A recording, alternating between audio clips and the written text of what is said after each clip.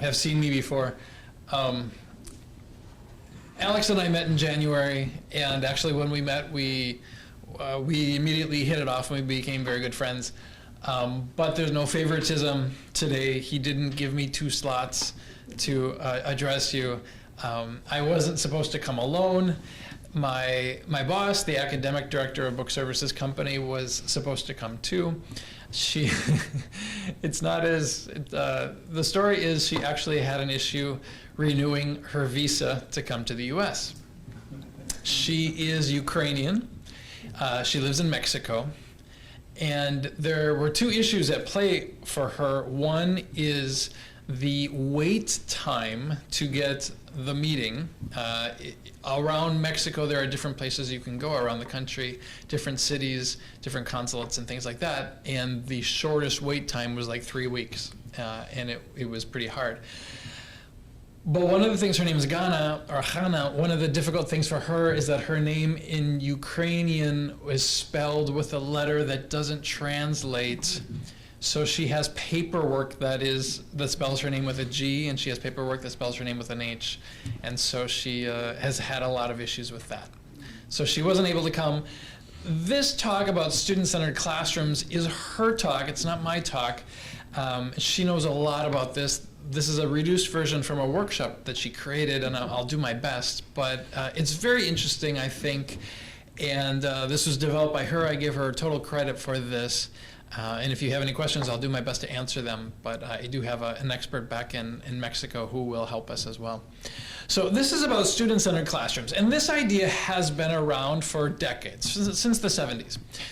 But the thing is, it has been making this, it's been becoming kind of in fashion to talk about this, this way to approach classroom education recently, because we understand now more than then how the brain works, cognitive functions, and how students learn. And now students understand even more now how they themselves learn. So this is making this resurgence, especially with regard to theory and research and implementation in the classroom.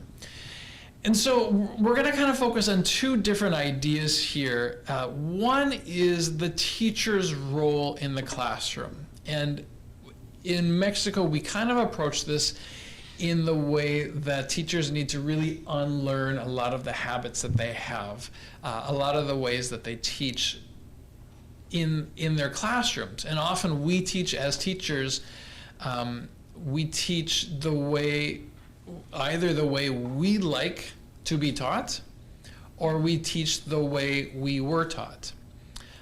And that's fine when it works, but understanding now how the brain works and better than we did before, that might not always be the best situation in every class. And then secondly, the idea of what we do in the class. We don't need to change materials necessarily, but we might want to change things like our approaches and maybe our lesson planning and interactive patterns and things like that, interaction patterns. So putting things into perspective and into play with regard to making our classrooms more focused on what the students need and less focused on how the teacher feels comfortable teaching, or in a more traditional way of teaching. So this is a wonderful, poignant, but sad reality. At the bottom it says, I think it's an exaggeration, but that there's a lot of truth in saying that when you go to school, the trauma is that you must stop learning and you must now accept being taught.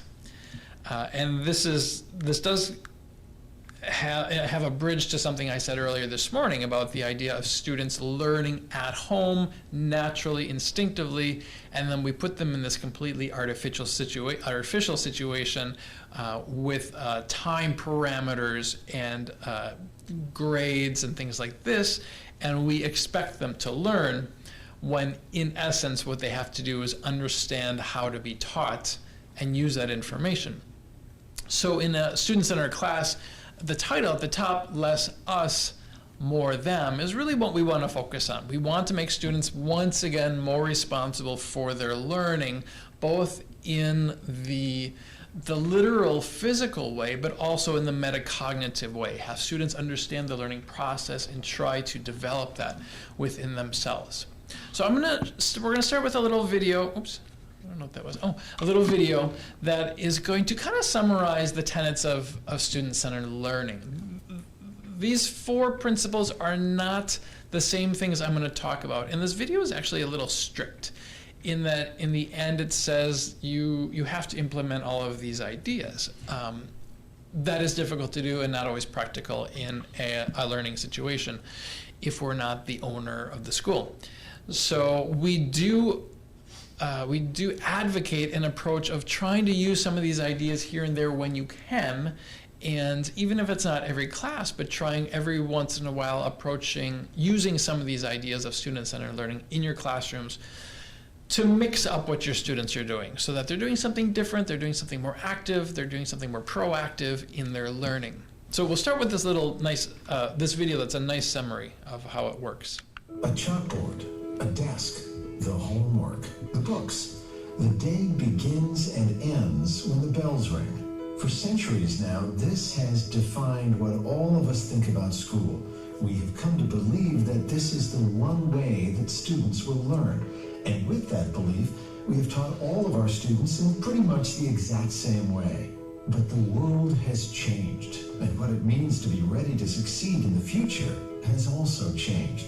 That means our model of learning must change. It's happening now, and it needs to happen even more. In more places, for all students, especially for those for whom the current system isn't working. There is strong data that shows we need to rethink learning. Like remodeling a house, we're not just adding a new coat of paint, we're updating the outdated parts and making it more modern and efficient, strengthening what works and fixing what doesn't. Gone are the days when some students can excel and others just get by. Our society needs all kids to excel at high levels. And to make this happen, we need to engage our students like never before. This is student-centered learning. It incorporates a student's skills and interests into the learning process, making the experience more personalized and involving the student in his or her own future. What makes this work? There are 4 key principles of student-centered learning. Number 1, learning is personalized.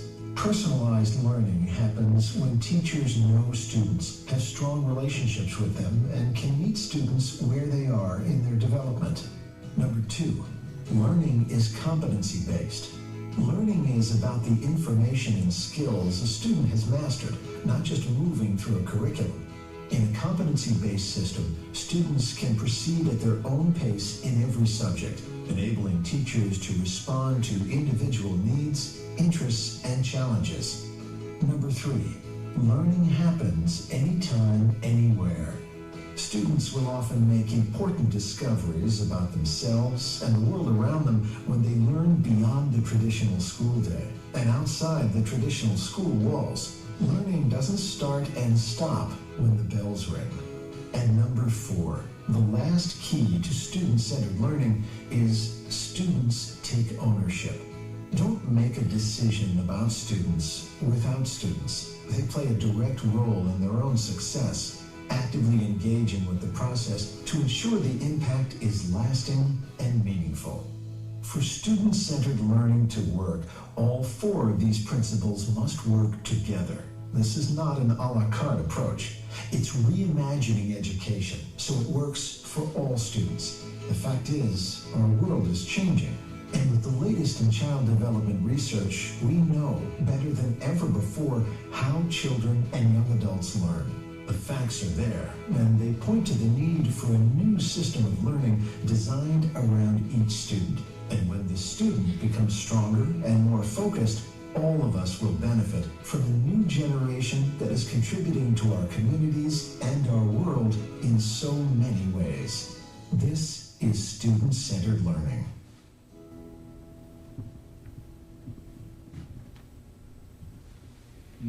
All right. So like I said, there was a nice overview of the principles of what student-centered learning is, and we're going to go a little more in depth. But I have this nice quote here: through student-centered learning, Students become self-efficient, creative thinkers, and people who appreciate and value the subject being taught. So we're going to delve more into this idea of not just receiving or even passively receiving input, but this idea of trying to develop and build knowledge and skills in the classroom situation. Oops. There you go. So these attributes that I'm going to outline, they're not the same as the 4 key principles that we saw in the video, but these are components that we can incorporate to varying degrees in our classroom to make them more student-centered and less traditional in the way that we think of education. So first we're going to talk about the construct of learning, what is happening as we prepare our classrooms. Then we're going to move on to metacognition, talk about what happens directly to the students and how the students approach the learning situation. And then 3, combine the idea of teacher and student, talk about their relationship and how that really needs to change in a student-centered class. 4, collaborative learning. And then 5, assessment, making our assessment as authentic as we can. So we'll get started here with kind of this idea of how to approach a student-centered class at the beginning. So here the construction of learning, and already we see that we have to abolish any notion that your student comes into your class as a blank slate, which is something that's very easy for us to think, that the student is a blank piece of paper and now I can provide him or her with the information or the skills that they need, and I can mold it and develop it the way that I see best as the teacher. What we have to accept, however, is that the idea that the student never comes into your class as a blank slate. The student comes with previous knowledge. The student comes with preferences and interests. The student has learning styles, learning preferences as well, things that the student enjoys, things dealing with attention spans. Every student is different. And if we accept that, 1, and use it, 2, we can actually make the learning experience more efficient for the students. So understanding that the student is coming in with ideas, with interests and background, with cultural and history and things like that, and using the classroom time to add on to it. So we want to impart some information or some skills in our language environment.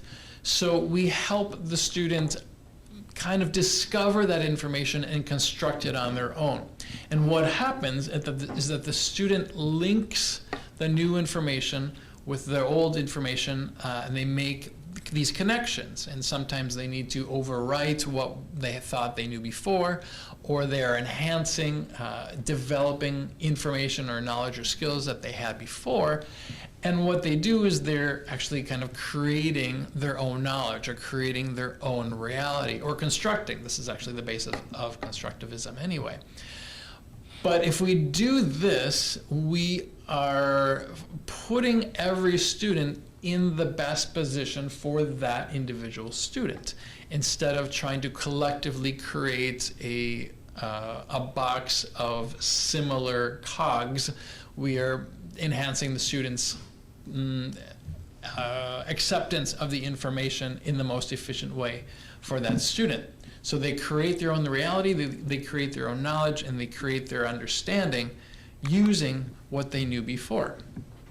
So in our classroom, there's a few ways to do this, and there's actually a few different approaches to this as well. But very, very simple things that we can do in the classroom is, first of all, this idea of scaffolding. So understanding the basics of where a student is, where we want the student to go. And instead of taking their hand and taking them from A to E, we set up a situation in which the student can get from A to B, reconsider what's going on, go from B to C, take inventory, go from C to D, and eventually from D to E, so that the student is making their own progress actively, but we're providing the structure, the scaffolding, if you will, for them to do that. Now, one of the ways we can do that actually is to visibly organize the course content, and this is exactly what it sounds like.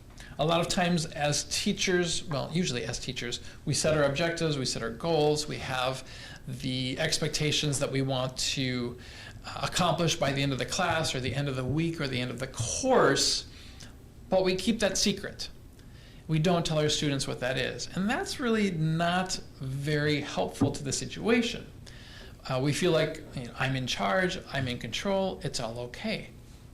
But if you include the student in this process and they see what is expected of them and what is going to happen, they turn on this light switch, this cognition switch in their mind, and they start actively working towards your goal as well, because they know what the goal is. So they've made connections to previous knowledge.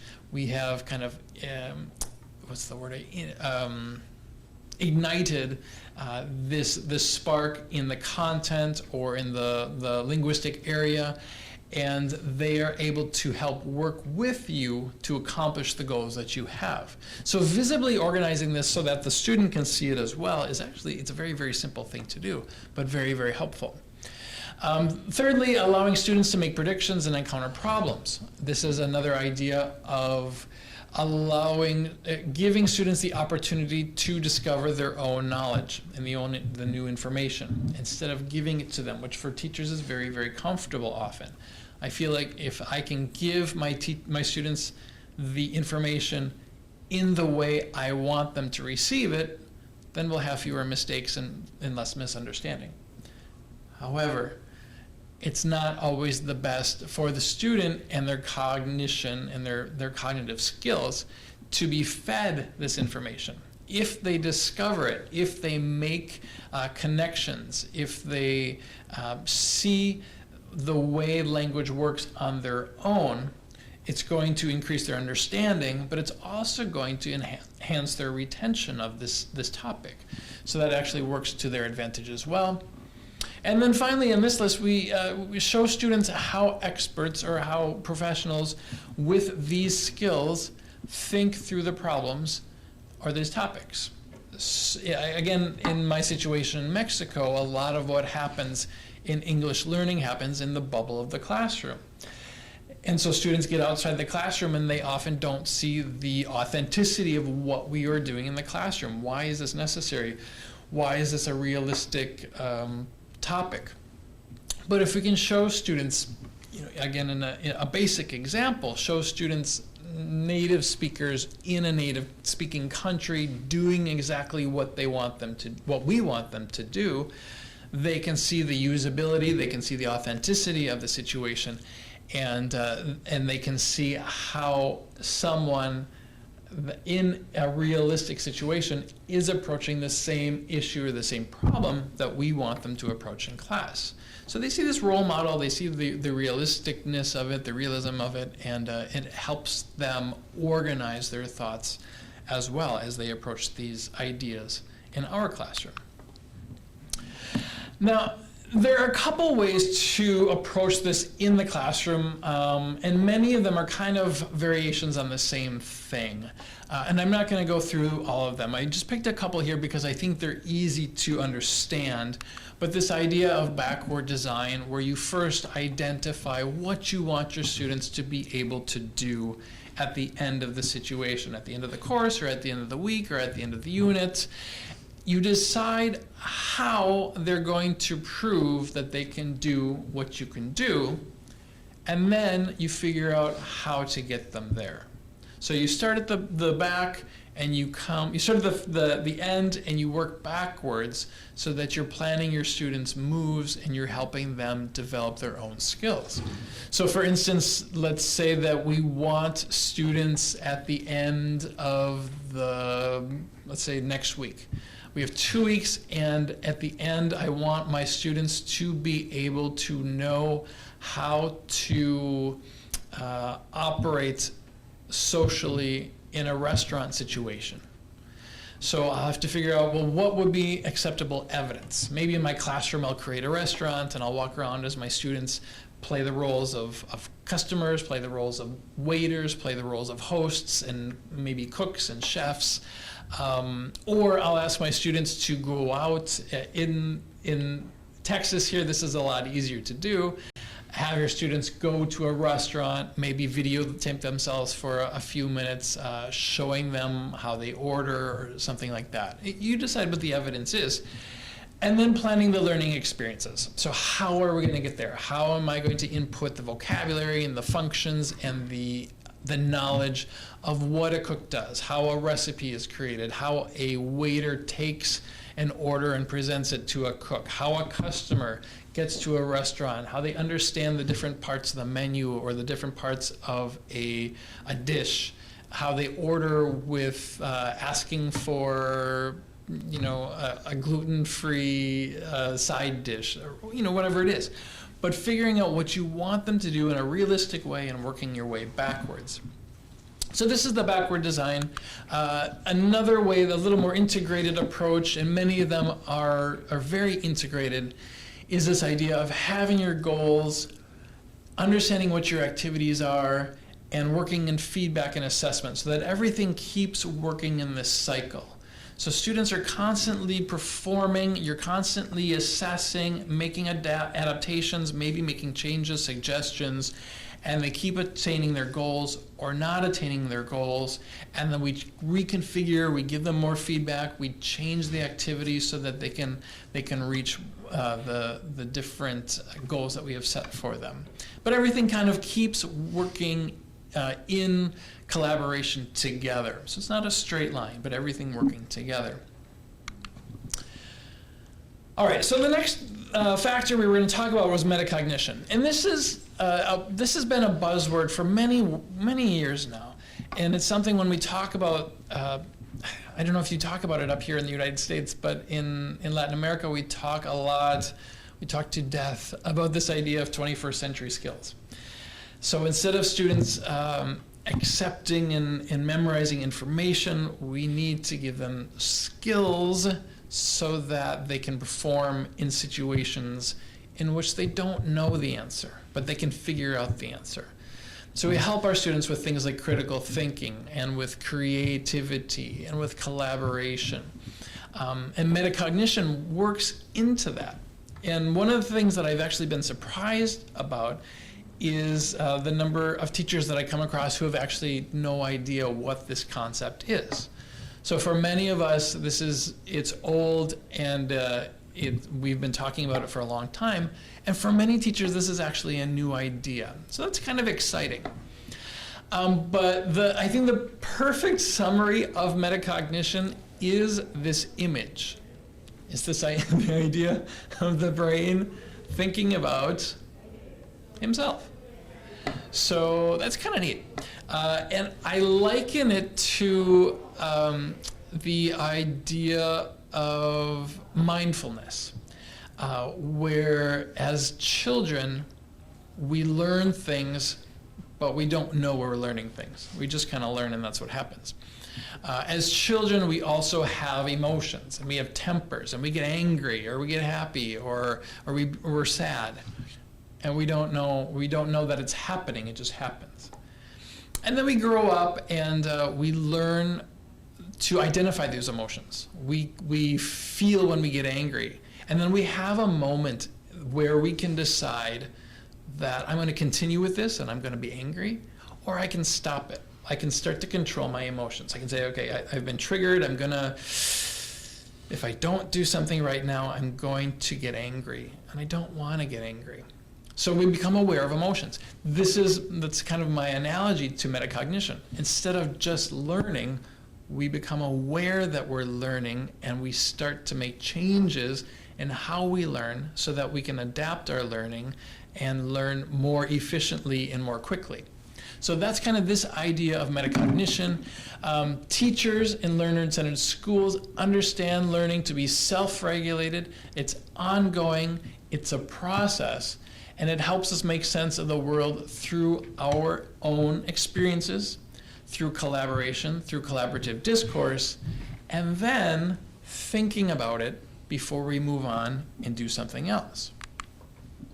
So actually I have a little video about metacognition too that I want to show you. Just this idea of starting to think about how we think, starting to learn about how we learn, thinking about how we learn, and learning about how we think.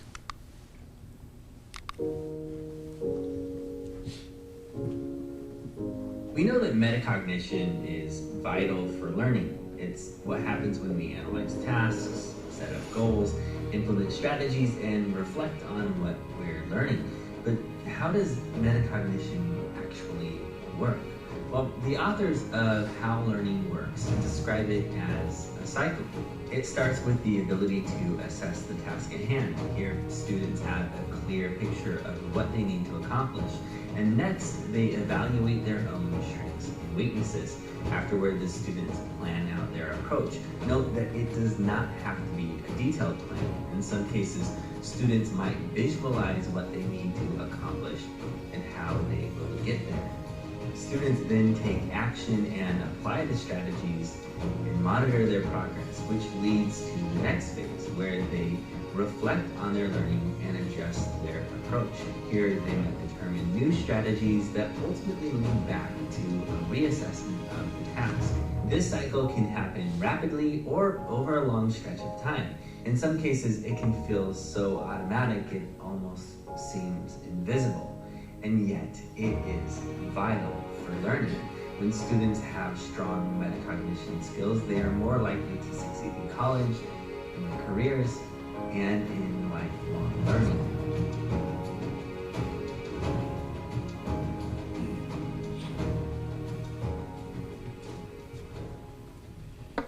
All right, so it's this idea of thinking about how we learn. And there are lots of ways to approach it, but if we divide it into these two ideas, this knowledge of my thought process, knowledge of my cognition, and then the regulation of my cognition. So first of all, if I become aware of my own cognition, I think of myself as a learner. I think I am actively participating in my mind in this process of acquiring and developing information and skills. So I think about what my learning strategies are. How am I approaching a certain situation to be more effective for myself? And then understanding that I have options. There are different learning options, different learning strategies, and trying to plug a certain strategy into the correct situation to make that learning process more efficient and effective for myself. Now, understanding that, I can also understand or also develop this idea of maintaining and adapting it when necessary. So first of all, before I begin a learning situation, I plan. How am I going to get from A to B in this specific educational environment? Before I get to B, I evaluate, I assess, I see what is going right, if it's going well, if I feel like I'm learning, retaining, developing, make changes if necessary. And then the evaluation is usually at the end of the situation. I look backwards with the idea, with the hope of improving the situation for the next time, unless it's 100% effective and it worked for me, then I know that I should use that situation, that learning process in the next situation. So helping our students understand that this is possible, first of all, and then helping them develop these skills as well. There are dozens and dozens of metacognitive strategies that we can use in the classroom. I just picked 5 at random for us from a big list. What was I going to say? I was going to say something and then I forgot. So we'll go through these ideas of metacognitive teaching strategies. What I was going to say is that as language teachers, I don't know if I'm biased, but I feel that helping our students develop metacognitive strategies is actually easier for us than it is for many of our colleagues who teach different subjects. Because when you learn your first language, or when you acquire your first language, you're kind of unconscious to that process. But thereafter, once you hit a certain age, and especially if you attend classes in school, learning a second language, you are aware that you're learning the language. So it becomes a learning situation, not an acquisition. Interestingly, if you want to go this far into it, something that Stephen Krashen also says is that you never learn a language. You learn about the language. You learn the structures, and you learn the rules, and you learn how to use them, but it's never the same. So in this situation, your students are consciously learning. So why not take advantage of that and help them understand the conscious learning process? Okay, so first of all, the Metacognitive Awareness Inventory, you can find something like this online, and it's like a little survey of questions that make your students, it's a survey that makes your students think about how they approach certain tasks. And just by making them aware, questions about memorization, or questions about how much sleep they get, or how much they study at night, or how much time they study before a big test. They study the night before, they study a week before. And if you just make them aware of this, then it, like I said before, it turns on a light switch, and they say, oh, well, I do usually study the night before a test, and it doesn't always reflect what I think I know. Maybe I should adapt and try something different. So you just make them aware with this kind of survey. Like I said, you can find these kinds of things online, but you could also create your own, maybe check out some information about learning and metacognition, and create your own little survey. A pre-assessment of content, this is something that the teacher will do in class. And this helps you understand what your students already know and or understand before you start something. And this can be really helpful. Before you start a new unit or a new topical area, you talk to your students about something peripherally related, and you start to gauge what they know. And in doing this, you have awaken this part of their brain responsible for this topic area. Let's say you're going to talk about dinosaurs in 2 weeks, and you start talking to your students about dinosaurs, and they become aware of dinosaurs, and they start thinking about what they know, and you start finding out what they know before you even approach the topic. And this can help you focus your classroom situation a little more, instead of just hoping for the best. You can actually see what your students know what they know, and we can, like I said, focus more on what is necessary. Think alouds for metacognition. This is just a little activity that I never ever would have thought about. But in this situation, you have given your students some activity, some project maybe. And what happens is that the students pair up with another student, and they talk to each other about how they're going to approach this activity. For instance, let's say that you tell your students, it's Friday, and I tell my students, okay, next week you're going to write a story about something that happened to you when you were a baby. And so probably most of you can't think of a story that happened to you when you were a baby because you were not very conscious at that moment. So how are we going to do that? So you put your students in pairs and you say, I want you to talk about how you are going to get material for this information, get information for this activity, I should say. And so the students get together in pairs, and then one student says, well, what are you going to do this weekend? And the student says, well, I guess I could talk to my mom, see if there are any funny stories. I could talk to my dad or talk to my grandma.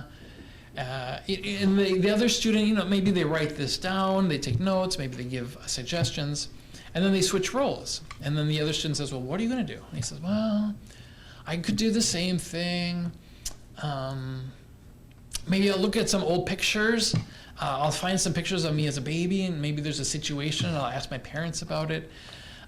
So it makes them think about how to approach these activities. And if you didn't do this, what would happen? Well, the students would kind of do nothing. They'd maybe go home, they'd maybe think about it, and then they'd come back on Monday, and you'd ask them, okay, so what are you going to write about? And they would say, well, I don't know, maybe. No, we've skipped that. The students have already actively engaged in this process. They've created a plan of how they're going to approach it, and they've worked together to give each other feedback about that. It's really, really clever and really, really simple. I like this idea as well. Reflective writing, this is getting students thinking about not just the content that you're teaching them, but how they are understanding it. And I actually have a couple examples up here. Having students think about, for instance, the top thing says, the most important part of the reading or the video was or is, or the most useful or the most valuable thing I learned today. The most surprising or unexpected idea I encountered, something that stands out most in my mind, something that helped or hindered my understanding of the reading or the video or the class, things I found confusing, what I learned, the advice I give myself. So students are considering not just the content, but the process. And they write it down, and it makes them think about how they're thinking and understanding the material in class. And the very bottom one, what I have learned today, I am able to connect to other courses in this way. So helping them take this content and immediately make it usable and relevant in other parts of their lives outside of this classroom.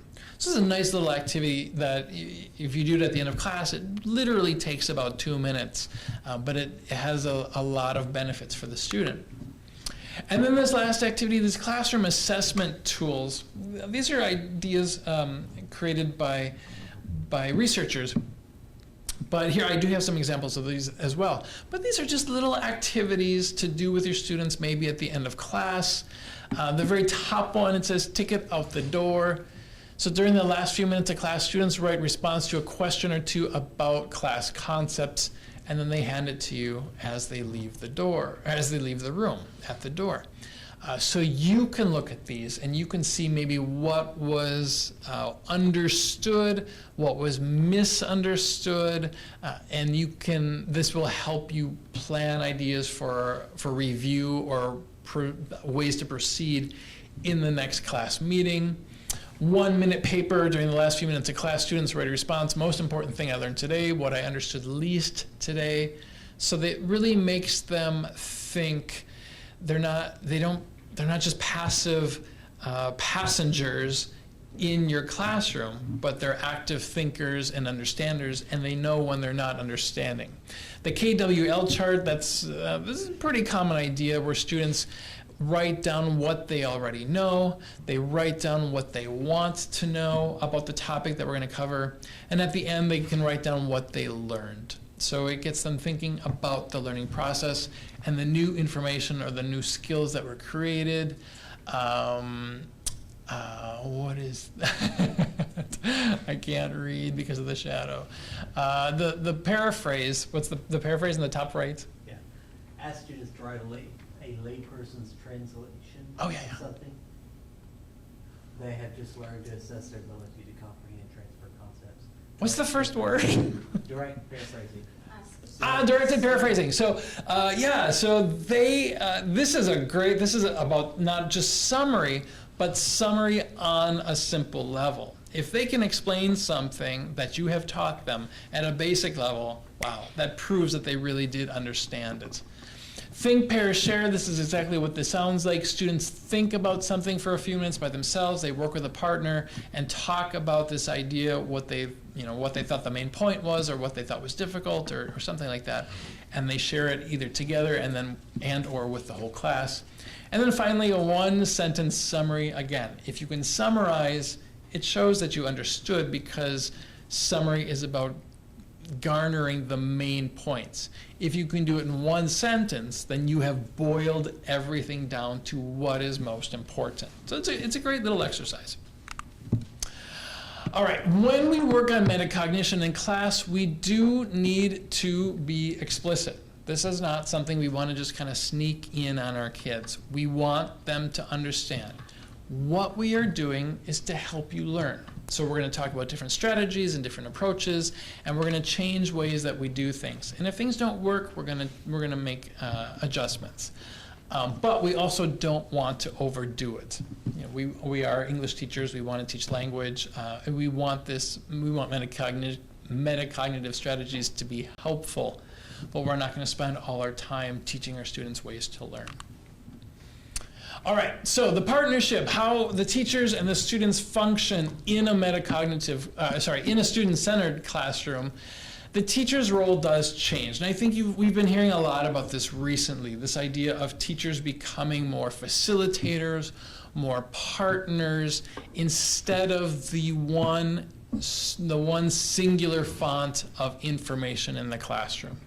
So we're going to help our students. We are teachers. We're going to help them set goals. We're going to have our objectives. We're going to monitor. We're going to give feedback. We're going to assess. But we also really want our students to be more self-sufficient. So giving them strategies to help them guide themselves in the classroom while we watch and make adjustments. A really, really easy analogy, and it sounds really cliche, but it's the idea of the teacher as a coach. The coach, what does the coach do? The coach prepares the players. The coach gives them the skills, gives them the strategies, and they practice. They do drills, and they practice, whatever sport it is. If it's soccer, they do dribbling, and they do kicking, and they do all this stuff.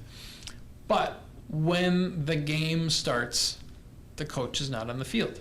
The coach is on the side. And the players are responsible for what happens during the game. And the players, when things don't go well, the players have to make adjustments while they're on the field. When the players come off the field, where do they go? They go to the coach. The coach is still there. The coach can still guide them, make suggestions, help them replan.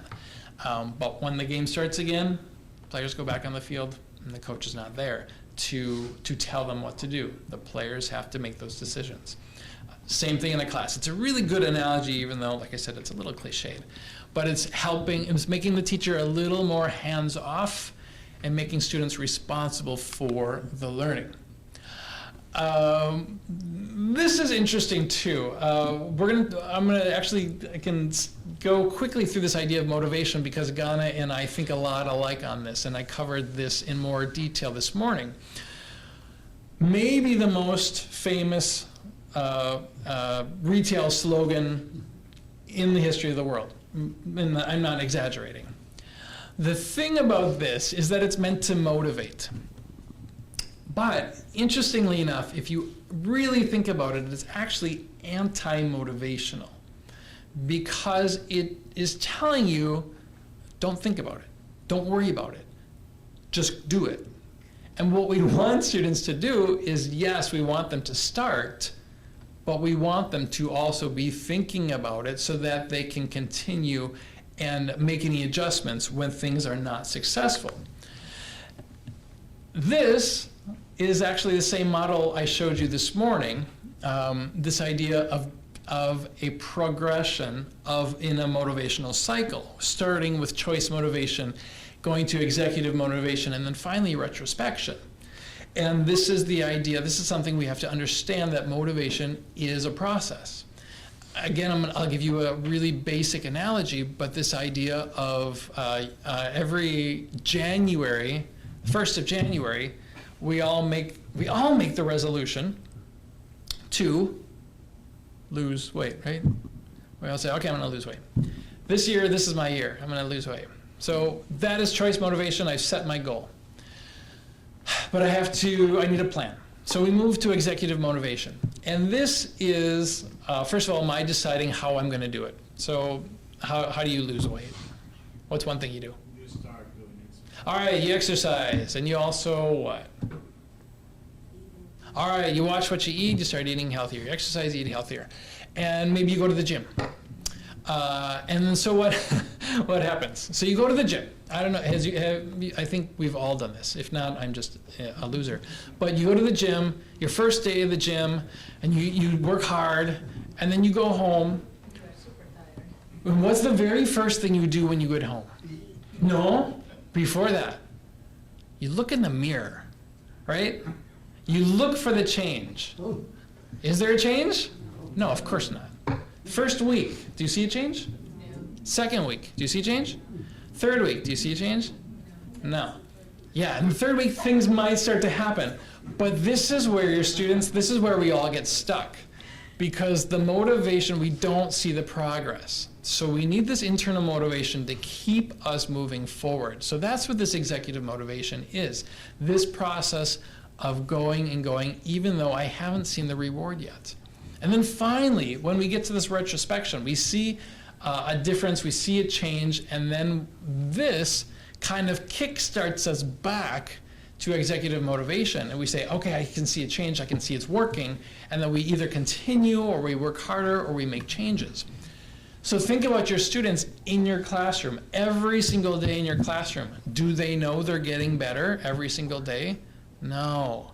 Do they see a difference? No. But every once in a while, you'll have a little conversation with them, and you'll say, you'll see them outside in the hallway, and you'll say, oh, what did you do this weekend? And they'll say, oh, I went to the store, and I watched TV, or whatever. And you'll say, wow, hey, do you know that you just used an irregular verb in the past with me? I went to the store. That's very good. And they'll say, oh, really? And you'll say, yeah. And they're like, ooh, boom. They'll move back to executive motivation, and they'll start working. And they'll say, wow, there is a change. I am getting better. So this is something as teacher, we kind of have to help monitor, because it's difficult to motivate ourselves outside of our familiarity. So as teacher, we see our students' progress, and we have to make sure we keep motivating them to continue. All right, as we get towards the end here, this idea of collaborative learning is also really important in student-centered classrooms. Students learning from one another. So students working in pairs, working in small groups, but the point is to have a goal. It isn't just to read our activity together and fill in the sentences together. But if we're creating something or accomplishing something as a little group, something happens in this group dynamic that unfortunately the teacher can never be a part of. When students are working with their peers, unfortunately, I say this again, they understand and retain more of this new knowledge that is created in a group or as a group than they do when you as the teacher feed them this information. And there's a lot of psychological factors in play here, but they become, like it says here, they become responsible for their learning and each other's learning, and they work together, and this develops their learning in a really, really interesting way. And we create this kind of cohesion in our classroom. So when one is successful, we're all successful. Or in a group situation, when one is successful, the group is successful, and we work together, we help each other, we explain things in a way that, unfortunately, again, the teacher is not privy to. I don't know if this has ever happened to you in our classroom when you explain, you have instructions for an activity and you explain them to your student, this is what you're going to do. And then one student doesn't understand, they say, I don't understand. And then another student, you say, okay, can you explain to him what I just said? And they say the same thing. And then the student says, oh, I get it. And you're like, teachers, I just said that. Doesn't matter, just let it go, just accept it. It's what happens. And so when students work together, this kind of collective energy really, really works in a productive way for them. So cooperative teams achieve at higher levels of thought and retain information longer than students who work quietly as individuals, according to this Johnson & Johnson study. And then also at the bottom it says the shared learning gives students an opportunity to engage in discussion, to take responsibility for their own learning, and thus become critical thinkers. So this is the idea of taking off the training wheels on the bike and students won't fall. Or if they fall, they'll fall together and they'll help each other get back up. So working more in collective situations with one another. And then finally, the assessments that we want to try to incorporate in student-centered classrooms. We want them to be more authentic. And this is where, as teachers, we often have to walk a tightrope, because administration wants numbers, or they want scores, or they want letters. They want things that are objective. As language teachers, we are really moving towards this idea of we want students to have skills and abilities and competencies. And so walking this tightrope of trying to balance these two ideas is not always easy. However, your students won't understand the purpose of your activities if you don't make them realistic and assess them in a realistic way. A few minutes ago, I talked about the idea of I want my students to be able to function in a restaurant situation. So some of them will be customers, some of them will be waiters, and some of them will be chefs. What if I spend all the time, I spend 2 weeks developing this program with my students, and I teach them functions, and I teach them communicative skills, and I teach them all this stuff, and then I assess them with a written test? I've completely missed the point. I wanted them to communicate in a restaurant situation and function, and I give them a piece of paper with writing on it that they first of all have to read, and then they have to write, which is not what happens in a restaurant usually. Usually everything's more spoken and heard. So understanding how to assess in a way that reflects what the students are actually responsible for doing. So in traditional assessments on the left side, contrived is a great word. These things are not what happens in the real world. When do you go out in the real world and take a true or false test? You don't. No, you really don't. Maybe in the DMV, that's about it. Recall, recognition, just information, teacher-structured, indirect evidence. Understanding if I want to assess my students speaking, giving them a written test is really very, very indirect and inauthentic. So authentic, having them do something that's realistic, that reflects what you want them to be able to do, have them construct or apply, and this gives us direct evidence. If I want to see my students' ability to function in a restaurant, in a communicative situation, I make them do it. I make them go to a restaurant and do it, or I create a little restaurant in my classroom so that I can see that they are actually doing this. So when we develop authentic assessment activities, first of all, make sure we understand what we want to assess, whether they're skills or that's information that we want students to do after having completed the task. Design a task that specifically allows students to demonstrate these skills, and make sure that we create the criteria that is fair and reflects what we have asked the students to be able to do. Okay, so this is a little summary here. Key ideas in implementing student-centered classroom program. The idea, first of all, of constructivism, connecting old information to new, and old information, it comes in each brain of each individual student, trying to make the new information relevant, engaging students in challenging work, not spoon-feeding them facts and statistics and information, but getting them actively involved in the learning process. Offering choices allows them to help structure their own learning and their own approaches. Stressing that learning is experiential, so students must participate and they must build these experiences in order to understand. Give them opportunities to work collaboratively. And then finally, assess using authentic means when possible on authentic tasks. All right, so this is just a little activity, a little metacognitive activity for you today. Think about this. This is another one you can do in class because it's so simple. But think about all the things that we talked about today with the different speakers and the panels. Today my learning stopped because. So have students think about that. Why did their learning stop? And this doesn't have to be sophisticated. My learning stopped because I got a message on my phone.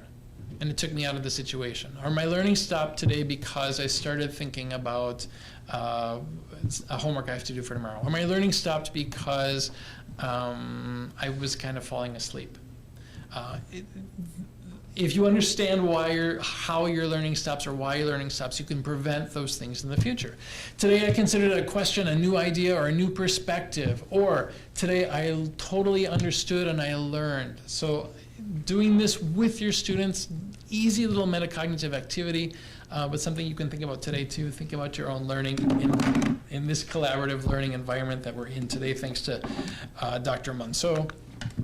And that is it. Whew. This is a big talk by Ghana, my boss. She can talk very fast, and she probably could have done this in 50 minutes, and it took me 60. But I hope this was interesting. I hope I did it justice. And if you have any questions, I'm happy to talk to you about this idea.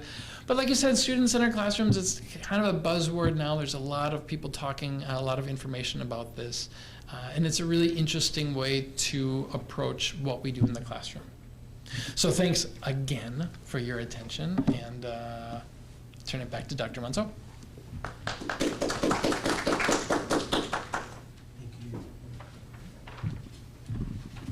Thank you again, and a really good session. So let's take a break.